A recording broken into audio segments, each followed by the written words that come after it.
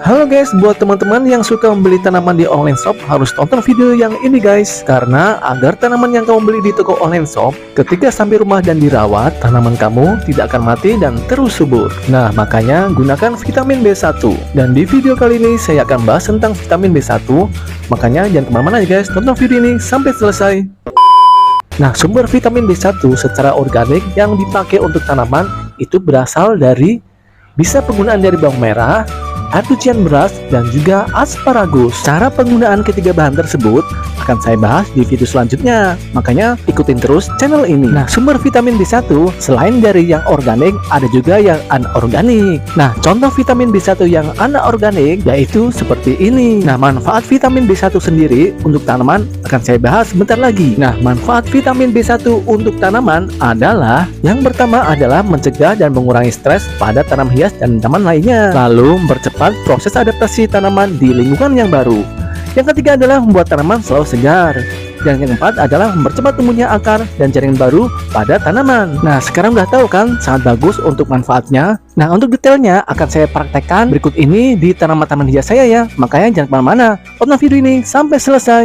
A few moments later. Nah, sebagai uji praktek, di depan saya ini ada beberapa tanaman hias punya saya yang mempunyai kondisi spesifik yang berbeda-beda pula. Nah, yang pertama adalah ini guys.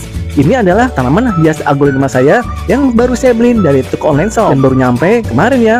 Nah, nanti akan saya beri vitamin B1 agar tanaman ini tetap hidup dan subur setelah melalui perjalanan panjang. Karena tanaman biasanya akan mudah stres pada saat proses pengiriman. Lalu tanaman yang kedua saya adalah dari jenis sukulen. Nah, tanaman sukulen ini pada saat awal pembelian itu saya dapatkan dari dataran tinggi atau daerah pegunungan guys. Sedangkan rumah saya sekarang ada di dataran rendah. Makanya pada saat proses adaptasi dari dataran tinggi ke dataran rendah ini, kita bantu dengan penggunaan vitamin B1 pada tanaman sukulen ini ya. Lalu tanaman yang ketiga dari punya saya adalah tanaman ini guys, tanaman Dracaena. Awalnya tanaman Dracaena ini saya tempatkan tempat yang teduh guys. Nah, minggu-minggu ini akan saya pindahkan ke outdoor atau terkena sinar matahari langsung. Maka peletakan dari tanaman indoor ke tanaman outdoor itu perlu yang namanya adaptasi.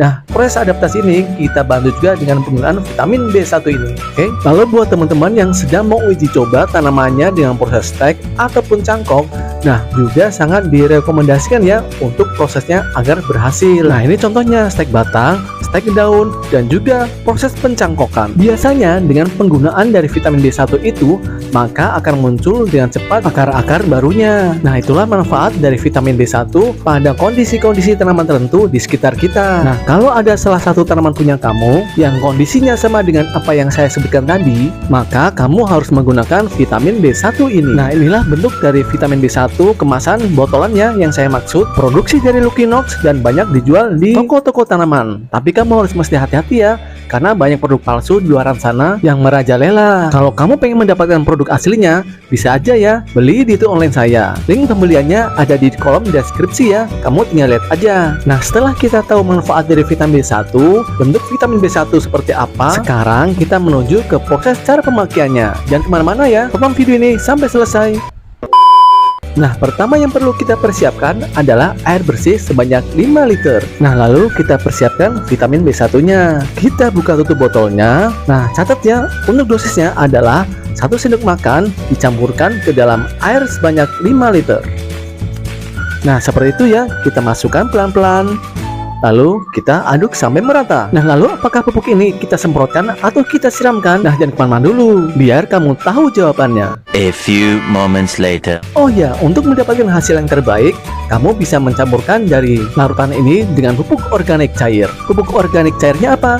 Ya, kamu bisa membuatnya misalkan dari fermentasi air cucian beras, gula merah, dan pH. Tapi kalau kamu tidak mau repot, gunakan pupuk organik buatan saya yang mengandung ekstrak daun kelor. Kita masukkan pupuk organik cairnya pelan-pelan. Nah, lalu kita tuangkan seperti ini. Buat kamu yang pengen mendapatkan pupuk organik cairnya, linknya ada di kolom deskripsi ya. Nah, lalu larutan ini kita masukkan ke dalam alat sprayer ya, atau alat penyemprot. Kita masukkan pelan-pelan, jangan sampai ada yang tumpah. Tutup bagian kepalanya, kita putar, lalu kita semprotkan ke semua bagian tanaman punya kita, termasuk daun, batang, hingga ranting-rantingnya ya. Semuanya harus benar-benar basah, jangan sampai ada yang tidak.